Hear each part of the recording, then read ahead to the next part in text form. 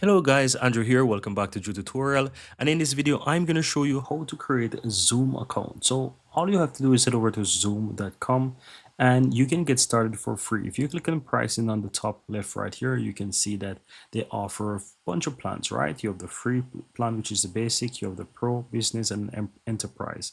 And so we're going to get started by just simply creating a free account right here. So to do that, all you really have to do is simply click and sign up for free right here in the upper right.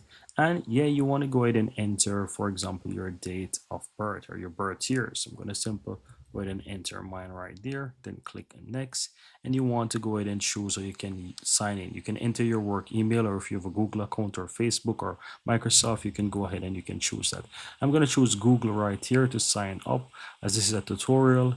And yeah, it makes it, the process is super straightforward and super easy. And right here, I'm gonna just simple click and create account at the bottom right here, and that's gonna be super straightforward. As you can see right away, I'm in my Zoom account. It's done. It's pretty easy and pretty straightforward.